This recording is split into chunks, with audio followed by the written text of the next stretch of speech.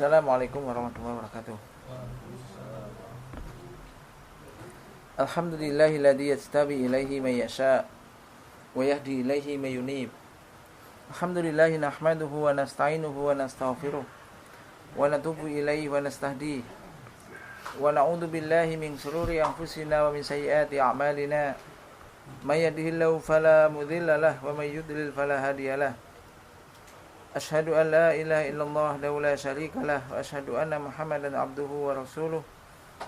Allahumma shalli ala Muhammadin wa ala ali Muhammad kama shallaita ala ali Ibrahim innaka Hamidum Majid. Allahumma barik ala Muhammadin wa ala ali Muhammad kama barakta ala ali Ibrahim innaka Hamidum Majid. Ya ayyuhalladzina amanu taqullaha haqqa tuqatih wa la tamutunna illa wa antum muslimun. Ya ayyuhan nasu taqu rabbakumul ladzi khalaqakum min nafsin wahidah wa khalaqa minha zawjaha wa batha minhuma rijalan katsiran wa nisaa'a wa taqullaha alladzi tasaaluna bihi wal arham innallaha kana 'alaikum raqiba.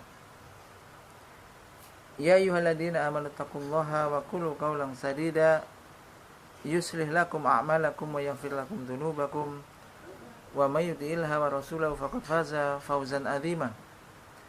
Amma ba'du fa inna asdaqal hadisi kitabullah wa khairal hadi hadi Muhammadin sallallahu alaihi wasallam wa syarrul umuri muhdatsatuha wa kullu muhdatsatin bid'ah wa kullu bid'atin dhalalah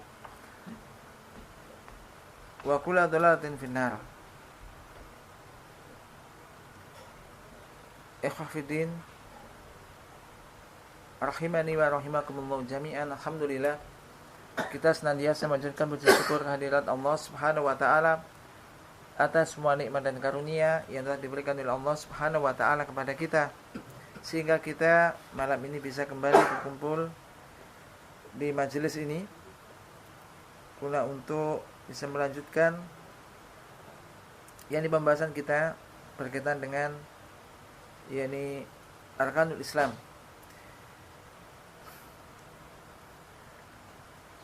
Kita masuk ke dalam rukun Islam yang kedua, yakni iqamatus shalah atau iqamus shalah, yaitu mendirikan salat.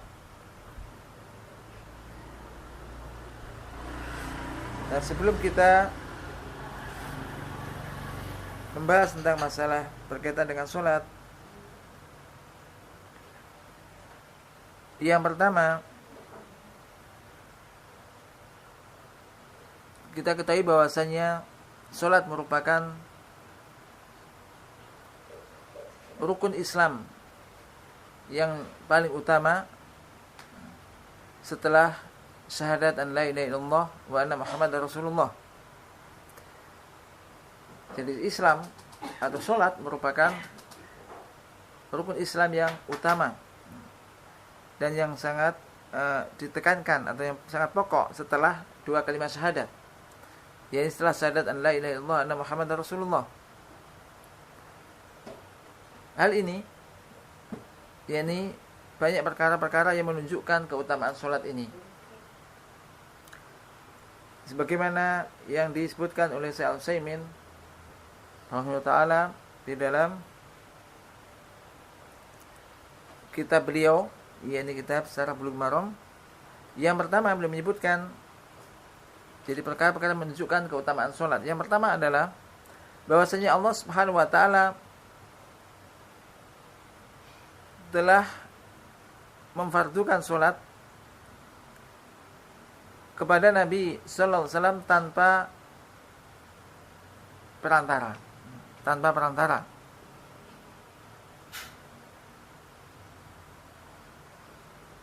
Dan tidaklah kita mengetahui sesuatu yang diwajibkan atas Nabi atau atas Rasul sallallahu alaihi wasallam tanpa perantara kecuali salat. Jadi enggak melalui malaikat Jibril, tapi langsung Rasulullah ketika peristiwa Isra Mi'raj itu langsung. Ini menunjukkan keutamaan salat. Yang kedua, bahwasanya Allah Subhanahu wa taala telah mewajibkan salat ini fi a'la makanin wasula ilaihil bashar, yaitu di tempat yang paling tinggi. yang dicapai oleh manusia. Dan Rasul sallallahu alaihi wasallam adalah fis samawati sab'i, fis sama'i sabi'ah, yakni di langit yang ketujuh. Di langit yang tujuh, yaitu pada langit yang ketujuh, tingkatan yang paling tinggi. Jadi sholat ini difardukannya ini di tempat yang paling tinggi, paling tinggi. Yang ketiga, bahwasanya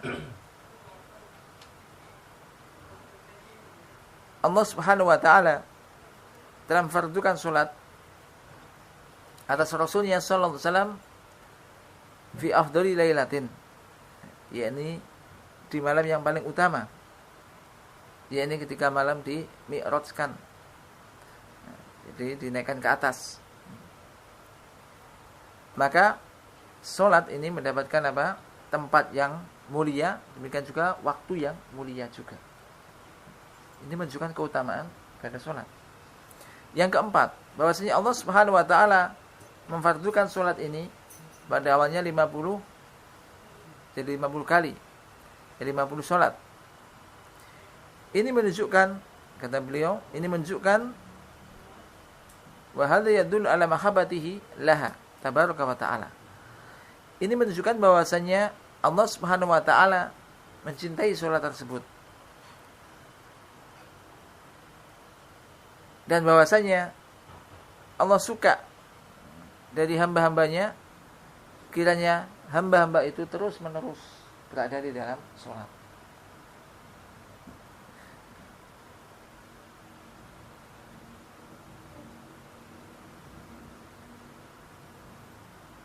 Karena kita seandainya kita sholat 50 kali, niscaya akan jadi menghabiskan banyak waktu. Dan ini menunjukkan jadi cintanya Allah Subhanahu wa taala terhadap sholat dan perhatiannya terhadap sholat tersebut. Yang kelima, annahu la syai'a min a'malil Islam tarkuhu kufran illa shalah. Bahwasanya tidak ada sesuatu amalan di dalam Islam yang apabila amalan itu ditinggalkan itu merupakan suatu kekufuran. Yaitu apabila tidak ada suatu amalan dalam Islam yang apabila amalan itu ditinggalkan ini menjadi kufur. Selain sholat atau kecuali sholat. Sebagaimana disebutkan oleh Abdullah bin Sakik rahimahullah ta'ala. Beliau mengatakan, kana ashabun Nabi sallallahu alaihi wasallam la yarawna syai'an minal a'mal tarkuhu kufrun illa shalah. Adalah para sahabat Nabi sallallahu alaihi wasallam tidaklah mereka memandang sesuatu amalan apabila ditinggalkan ini kufur kecuali sholat. Ini menunjukkan juga apa? Keutamaan masalah sholat ini. Hadis tersebut dikeluarkan Imam Tirmidzi di dalam Al-Iman. Kemudian yang keenam yang menunjukkan keutamaan sholat, bahwasanya sholat ini difardukan setiap hari.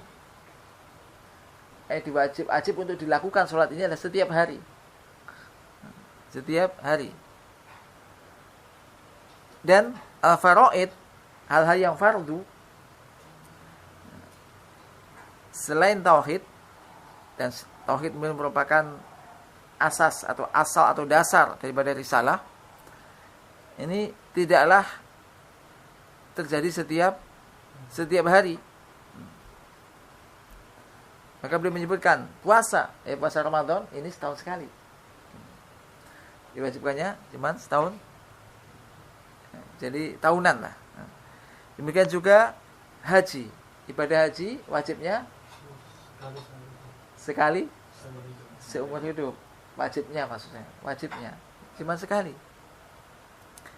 Zakat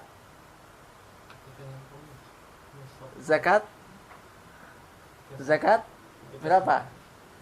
Ya, secara umum zakat ini adalah ya tahunan.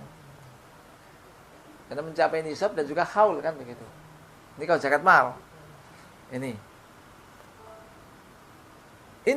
juga menunjukkan bahwasanya jadi Allah Subhanahu wa taala ini menunjukkan kecintaan Allah Subhanahu wa taala terhadap salat dan perhatian Allah Subhanahu wa taala terhadap salat tersebut.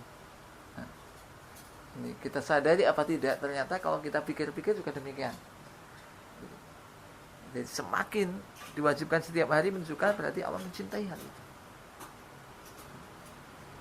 Yang ketujuh, bahwasanya tidak ada sebuah ibadah di mana manusia di dalam ibadah itu bermunajat kepada Allah Subhanahu wa taala kecuali salat. Bermunajat, berbisik. Tidak ada sebuah ibadah di mana manusia di dalam ibadah itu ini bermunajat kepada Allah kecuali salat. Dan salat menyebutkan salat merupakan munajat. Munajat antara Anda dan antara Rabb Anda.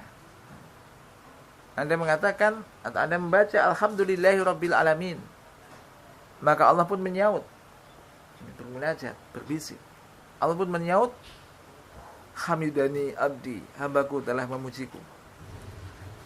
Sebagaimana disebutkan di dalam sebuah hadis Abu Hurairah bahwasanya manusia ketika di dalam sholat dan baca Al-Fatihah ini saling menyaut. Ketika seorang hamba membaca Alhamdulillahirabbil alamin, maka Allah menyaut dengan Hamidani abdi, hambaku memujiku. Ketika seorang hamba membaca Ar-Rahmanir Rahim, Allah pun menyaut Majjadani abdi, hambaku telah mengagungkan aku. Dan seterusnya. Jadi ada semacam dialog di dalam sholat. Ini kalau orang faham, maka dia tidak akan baca Al-Fatihah satu nafas. Ya kan ada ini. Jadi berhenti satu ayat langsung disalat. Berhenti semacam itu. Sampai akhir ayat tersebut. Wa hadza yadullu ala fadilatiha. Dan ini menunjukkan keutamaan sholat. Saminan, yang ke-8. Bahwasanya sholat ini, kewajiban sholat tidak bisa gugur dalam keadaan apapun. Walaupun seandainya sebagian syarat ini tidak bisa dipenuhi. Beliau menyebutkan seandainya ada seseorang tidak mampu untuk berwudu, sementara wudu ini adalah syarat saya sholat, tidak mampu berwudu dan tidak mampu untuk menjauhi najis, demikian juga tidak mampu untuk menghadap kiblat dan datang waktu sholat, maka wajib bagi dia untuk sholat dalam keadaan apapun, dalam keadaan itu. Jadi tetap berkewajiban untuk melakukan sholat. Ittaqullaha mastata'tum, bertakwalah kepada Allah sejauh kemampuan kalian. Jadi nggak ada alasan, apalagi sakit sedikit, saya masih sakit nggak sholat, nanti saya udah sembuh. Nah, ini nggak bisa. Jadi seandainya orang itu misalkan nggak ada yang bantu, kemudian masih punya pakaiannya kena najis, sakit, nggak ada yang bantu membangunkan, kemudian mewudukkan kemudian waktu sholat datang dan dia sadar sholat dan keadaan itu. Ittaqullaha mastata'tum. Ini. Jadi sholat ini tidaklah gugur bi ayyi halin minal ahwal, dalam keadaan apapun, selama dia masih sadar, masih ingat. Kalau sudah nggak bisa sholat ya disolati, mati. Ya, nggak bisa solati. Nah, ya, jadi itu. Yang ke-9, bahwasanya tidaklah disyariatkan untuk berjamaah, berkumpul di dalam pelaksanaannya kecuali di dalam sholat 5 waktu dan juga di dalam haji. Adapun puasa, maka manusia ini mustami'un, yaitu maksudnya bersatu, karena bulan itu adalah hanya satu. Demikian juga ya bulan Ramadan sama-sama.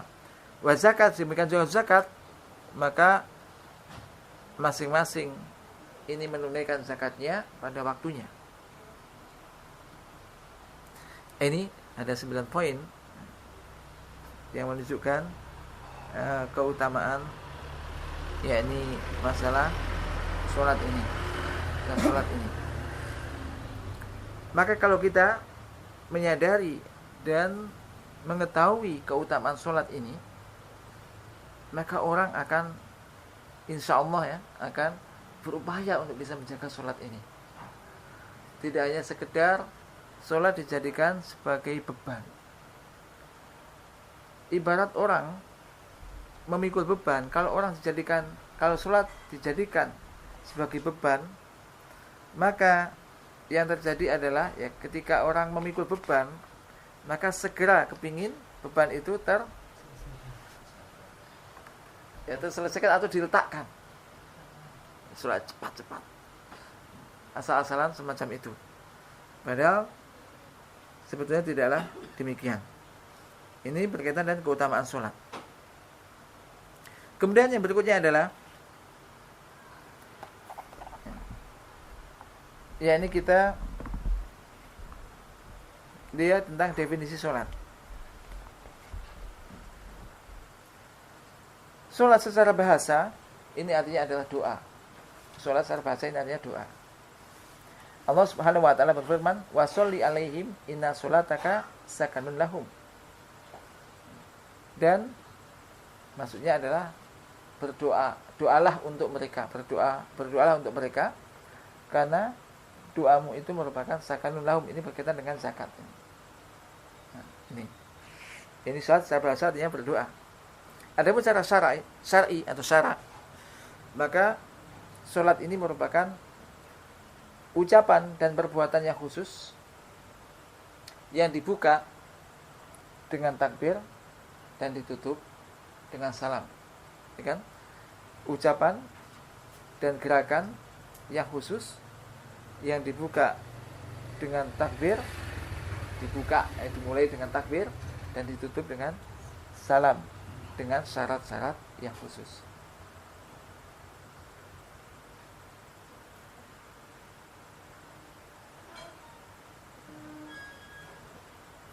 Kemudian diwajibkannya sholat. Jadi sholat ini diwajibkan pada malam Isra sebelum hijrah. Dan sholat merupakan salah satu rukun Islam. Seperti sini kita ketahui itu. Jadi setelah 2 kalimat syahadat, bahkan tadi katakan jadi afdhalul arkan, jadi rukun yang paling utama setelah 2 kalimat syahadat.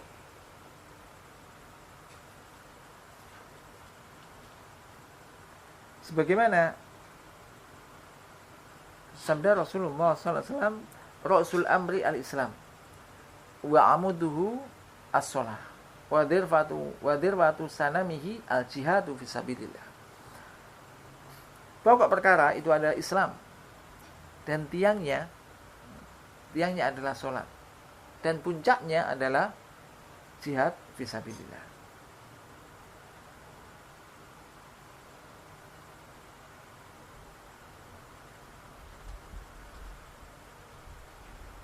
Kemudian di antara hikmah disyariatkannya sholat,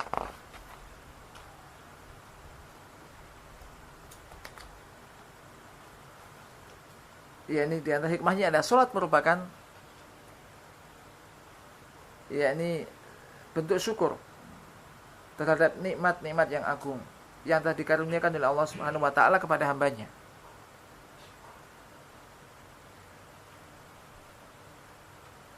Sebagaimana sholat juga merupakan makna ubudiyah, termasuk makna ubudiyah yang paling tampak di sini, sholat. Di mana di dalam sholat ini tampak ini bentuk tawajuh, yaitu menghadap betul-betul kepada Allah Subhanahu wa taala. Dan bentuk merendahkan diri.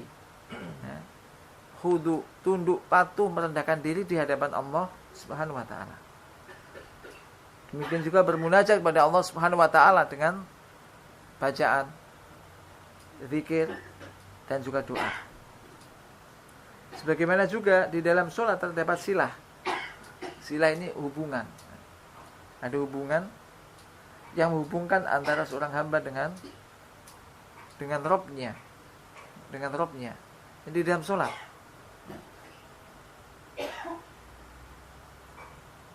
Kemudian disebutkan wa tasmu bihi fawqa al-madiyat ila safa'in nafas.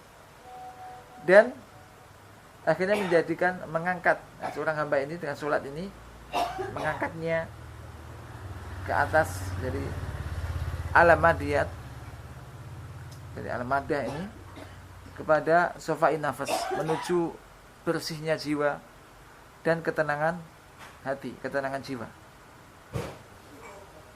Ini. Maka setiap kali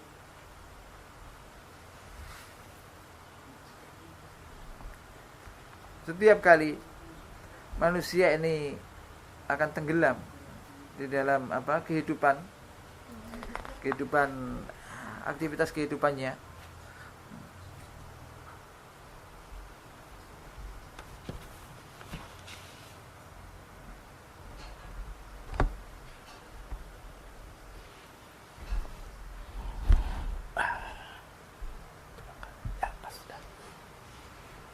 nah, ketika setiap kali manusia tenggelam di dalam kesibukan duniawinya, maka akhirnya datang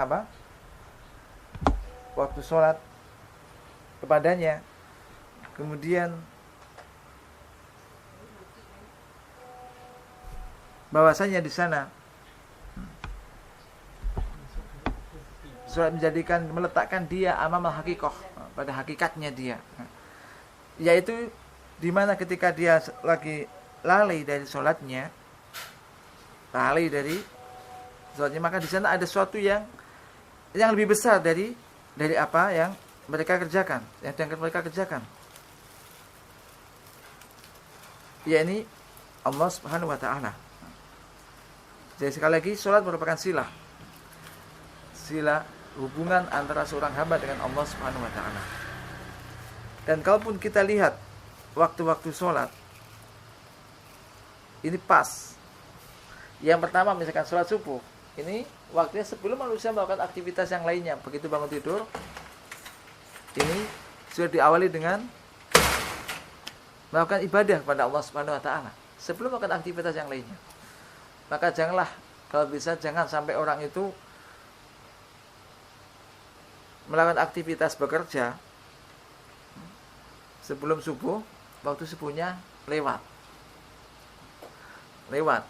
jam 3 udah berangkat bekerja, waktu subuhnya di pasar tidak sholat. Yang penting tidak sholatnya ini yang salah. Kalau saat di sana kemudian terpaksa begitu, kemudian tetap sholat, ya bagus. Itu karena terjadi. Maka dikhawatirkan ketika orang itu jadi sebelum melakukan sholat, sebelum subuh berangkat bekerja dan lewat subuhnya tidak dikerjakan, maka ini dikhawatirkan membawa bendera setan yang dibawa. Jadi ini dari waktu subuhnya. Waktu zuhurnya kalau kita lihat, di saat pada subuh habis sholat bekerja. Ini Islam kan, bekerja giat. Habis itu mencapai titik lelahnya, datang waktu zuhur, pas bermunajat, stres-stresnya lagi, tekan-tekannya pikiran, istirahat sejenak kepada yang melakukan ibadah sholat ini. Dan nanti kalau kita hayati makna dari baca-bacaan sholat, misalkan Allahu Akbar, kita merasa Jadi Allah Maha Besar. Maka ketika sudah tenggelam di dalam kesibukan dunia, kemudian masuk waktu sholat, kemudian dia mengambil wudu, kemudian sholat, maka terasa bahwasanya yang dikerjakan itu kecil. Allah Maha Agung, Maha Besar. Begitu juga setelah itu masuk waktu asar, maghrib, dan juga isya. Ini tentang di antara hikmah disyariatkannya sholat.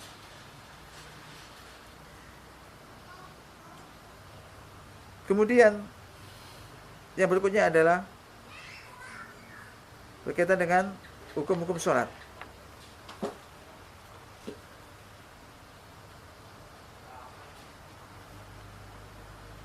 Yakni hukum sholat dan jumlahnya. Sholat ini ada dua macam, sholat wajib dan sholat sunnah, atau fardu dan tatawu.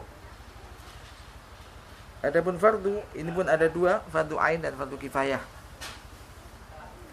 Fardu ain yaitu wajib bagi setiap muslim yang mukallaf, baik laki-laki maupun perempuan, untuk mengerjakannya, yaitu sholat 5 waktu. Allah Subhanahu wa taala telah berfirman, "Inna sholata kanat 'alal mu'minina kitaban mawquta." Sesungguhnya sholat itu telah diwajibkan bagi orang-orang mukmin yang telah ditetapkan waktunya. Demikian juga Allah Subhanahu wa taala berfirman, "Wa ma umiru illa liya'budullaha mukhlishina lahuddin hunafa'a wa yuqimus sholata wa yutuz zakah wa dzalika dinul qayyimah." Dan tidaklah mereka diperintahkan kecuali agar mereka beribadah kepada Allah dengan mentuluskan, memurnikan penghambaan diri kepadanya sebagai agama yang lurus, wa yuqimus sholah, dan mendirikan sholat, wa yutuz zakah, dan menunaikan zakat, wa dzalika dinul qayyimah, dan itulah ini agama yang lurus.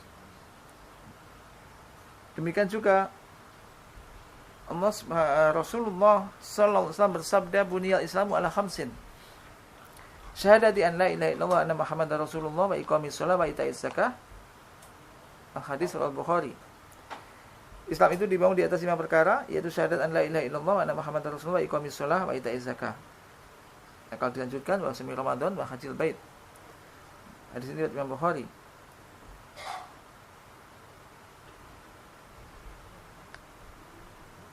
Kemudian juga hadis Al-A'rabi yang datang kepada Rasulullah sallallahu alaihi wasallam. Faqala, lalu dia bertanya, "Madza faradallahu alayya minas shalah?" Apa yang telah diwajibkan oleh Allah Subhanahu wa taala kepadaku dari salat itu? Dari salat. Maksud amalan salat apa yang diwajibkan? Balaku qala khamsu shalawat, yaitu salat 5 waktu. Qala fahal alayya ghairuha, apakah ada yang lain lagi? Qala la illa anta tawwa'a, muttafaqun alaih. Tidak, kecuali salat tatawu, itu sunnah. Maka ini yang menunjukkan bahwasanya yang wajib itu memang salat 5 waktu. Salat 5 waktu aja. Yang lain itu sunnah. Adapun fardu kifayah,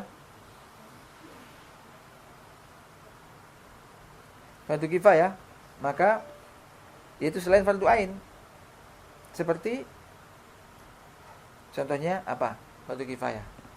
Yang hukumnya fardu kifayah apabila sebagian telah mengerjakan, gugur kewajiban dari yang lainnya. Salat jenazah, salat kusuf atau kusuf gerhana bulan ataupun gerhana matahari. Nah, kayak kemarin gerhana begitu. Nah, ini salat fardu kifayah. Kemudian termasuk mendirikan azan. Ini fardu kifayah, azan. Kalau ada masjid kemudian enggak ada yang azan, siapa yang dosa? Ayo. Iya, sekitarnya, maka harus ada yang azan. Jangan di masjid dibiarkan. Nah, jadi azan. Kalau kita punya masjid dekat rumah, azan. Kalau enggak ada yang azan, wah pergi aja yang ke tempat yang lain, di situ nggak ada jamaahnya, Anda mendirikan.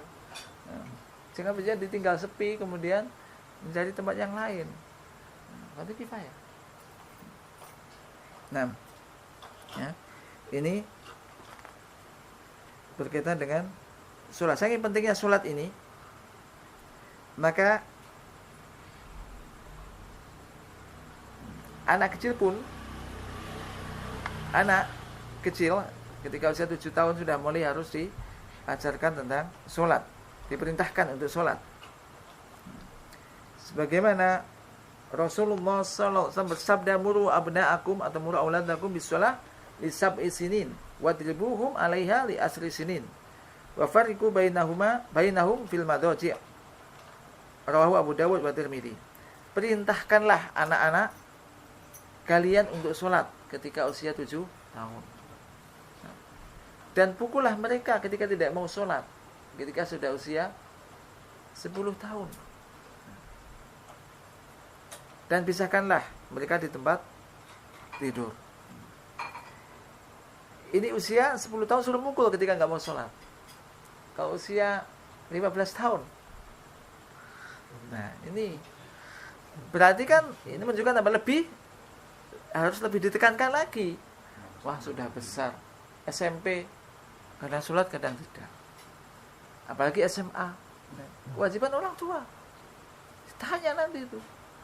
Ini pentingnya sholat. Pentingnya masalah sholat. Ini kita belum masuk ke dalam masalah suruh sholat. Kita masih secara umum membahas masalah sholat secara umum. Ini kenapa pentingnya sholat ini? Kita pentingnya sholat. Jadi perintahkan pada anak-anak ini untuk sholat mulai kecil. 7 tahun perintahkan. Nah, perlu saya tambahkan, disebutkan ketika kita memerintahkan sholat ketika anak usia 7 tahun, termasuk di situ adalah juga diperintahkan untuk berwudu dan diajarkan tata cara berwudu yang benar. Jangan sholat tapi nggak wudu. Nah, ini ya nggak benar, salah. Termasuk nanti di situ. Maka nanti kita insya Allah membahas setelah masuk ke dalam syarat-syarat sholat, nanti kita akan bahas mundur ke belakang, yaitu membahas wudu. Karena ini termasuk syarat sahnya sholat. Tapi sebelum itu kita bahas masalah sholat secara umum. Kemudian hukum orang yang mengingkari wajibnya sholat. Jadi barang siapa yang mengingkari wajibnya sholat, jelas kufur. Apabila dia termasuk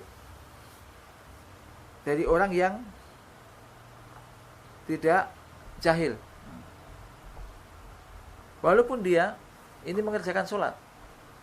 Kalau orang tua pun mengerjakan sholat, tapi dia mengatakan sholat itu tidak wajib. Nah, ini bisa kufur. Karena mengingkari wajibnya sholat. Kemudian, mengapa dikatakan demikian? Karena dia berarti telah mendustakan Allah dan Rasulnya. Demikian juga ijma umat ini. Demikian juga orang yang meninggalkan sholat karena mutahawinan, wakaslan, aukaslan. Jadi karena kurang adanya perhatian, main-main, dan malas. Walaupun dia mengakui wajibnya sholat tersebut. Memang dalam hal ini ada perbedaan pendapat ketika orang meninggalkan sholat itu. Ada yang membahas dia meninggalkan sholat kenapa? Kalau dia mengingkari wajibnya sholat, jelas yaitu kufur. Kemudian bagaimana kalau orang itu karena malas? Maka ada yang mengatakan dia tetap kufur ketika orang itu meninggalkan sholat walaupun karena malas. Ada juga yang menyebutkan ya dia fasik. Tapi untuk kehati-hatiannya, termasuk Hanabilah ini berpegang kepada dohirnya hadis, orang meninggalkan sholat ini kufur. Allah Subhanahu wa taala berfirman, "Faqtulu al-musyrikin haitsu wajadtumuhu." Ila qoulihi, "Fa in tabu wa aqamus shalah wa atuz zakah fa khallu sabilahum."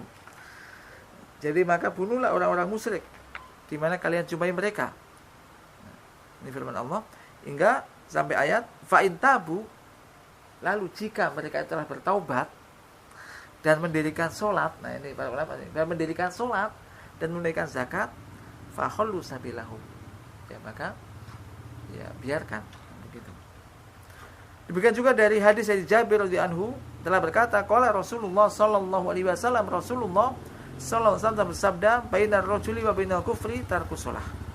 Rawi Muslim. Jadi antara seseorang yang bedakan antara seseorang dan kekufuran adalah meninggalkan sholat. Ada meninggalkan sholat. Hadis ini riwayat Imam Muslim. Maka dari sini yang penting bagi kita, jangan sekali-kali kita meneledorkan masalah sholat ini. Masalah sholat ini. Tapi berupaya untuk bisa menjaganya. Allah Subhanahu wa taala berfirman, "Hafidzu 'ala sholawati wa sholatil wusta." Jagalah salat-salat dan juga sholatul wusta. Sholatul wusta ini adalah sebagian besar ahli tafsir menyebutkan salat asar. Salat asar. Kemudian berikutnya perlu diperhatikan bahwasanya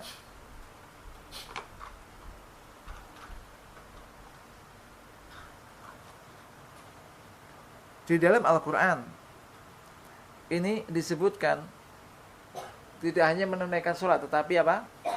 Termasuk hadis adalah mendirikan sholat. Di Al-Quran Karim, Allah Subhanahu wa taala dalam berfirman,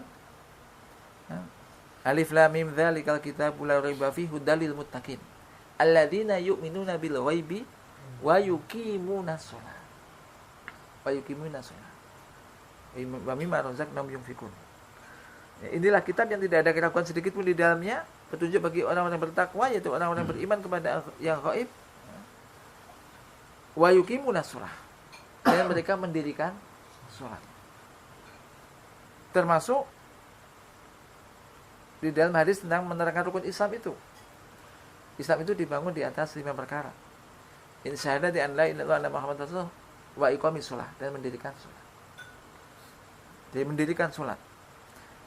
Di antara tafsiran yang mendirikan salat yaitu menyempurnakan salat. Melakukan salat dengan menyempurnakan rukun-rukunnya. Hal yang wajib ditunaikan di dalam salat. Termasuk juga syarat-syaratnya. Ini. Jadi tidak asal-asalan. Maka ketika kita membahas tentang masalah sholat, maka yang perlu diperhatikan yang pertama adalah janganlah meninggalkan sholat tadi. Yang pertama, menjaga sholat sampai kapanpun dan bagaimanapun keadaannya. Yang kedua, ini hendaknya berupaya untuk bisa melaksanakan sholat ini, yakni dengan menyempurnakan termasuk syarat-syaratnya, kemudian hal-hal yang menjadi rukun-rukun sholat disempurnakan. Demikian juga yang wajibatus sholat, wajibnya sholat, termasuk kalau bisa juga sunahnya sholat. Termasuk juga berikutnya mengerjakannya yaitu dengan termasuk di antara rukun tadi, di antara rukun adalah tumaknina. Jadi asal-asalan. Karena pernah ada ketika Rasulullah di dalam sebuah masjid, kemudian ada seorang masuk masjid, sholat dengan cepat, kemudian memberikan salam pada Rasul. Kemudian Rasul menjawab salamnya itu, kemudian sholli fa innaka lam tusolli. Rasul mengatakan, sholatlah, kamu belum sholat. Orang itu pun sholat lagi, cepat lagi. Sholli fa innaka lam tusolli. Sholat, kamu belum sholat. Sampai 3 kali. Kalau orang yang mengatakan, ya Rasul, saya nggak bisa sholat yang lebih baik dari ini, ajari aku sholat. Atau dikenal dengan hadis musi'is sholat, orang yang tidak bisa sholat dengan baik. Ini. Jadi tidak bisa hanya sekedar asal-asal yang penting sudah sholat. Kemudian hendaknya juga mengerjakan sholat itu di awal waktunya. Tidak molor-molor waktunya. Ya, yang penting kan sholat.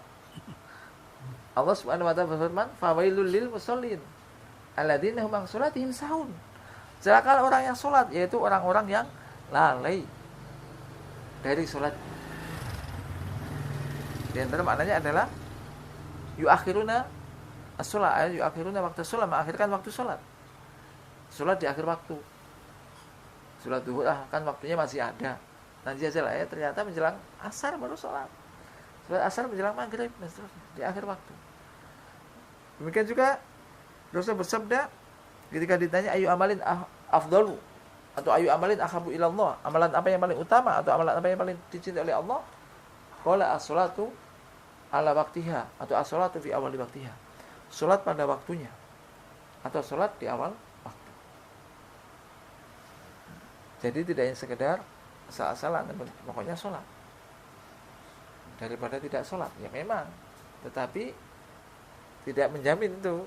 Karena orang yang salat tetapi lali dari salatnya, ini celaka. Demikian juga berikutnya, hendaknya salat itu ya ini dikerjakan dengan berjamaah. Bagi laki-laki wajib untuk mengerjakan salat 5 waktu dengan berjamaah di masjid,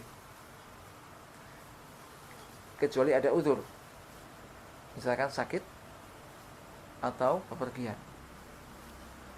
Lah enaknya, ini kemurahan Allah, seorang muslim, seorang mukmin yang senantiasa menjaga amal-amal ibadah termasuk sholat dengan berjamaah, ketika dia itu sakit atau dia itu musafir, ditulis seperti dalam keadaan dia sehat dan tidak bermusafir. Biasanya makan sholat berjamaah terus ketika sakit nggak bisa, mudah-mudahan dengan dihitung sholat berjamaah, karena biasanya dia jadi itu diantara berkaitan dengan sholat secara global. Jadi secara global ini berkaitan dengan ya ini apa, sholat secara global. Nanti kita akan bahas tentang masalah syurutus sholat.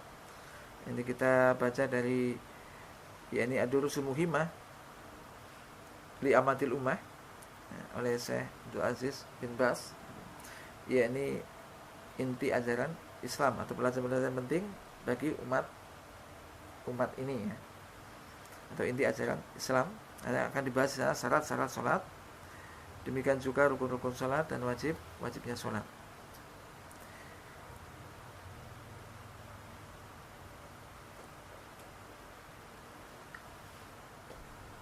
Nah, mungkin sementara itu sebelum kita lanjutkan kepada syurutus salat. Ya subhanakallahumma wa bihamdika asyhadu an la ilaha illa anta astaghfiruka wa atubu ilaik. Assalamualaikum warahmatullahi wabarakatuh.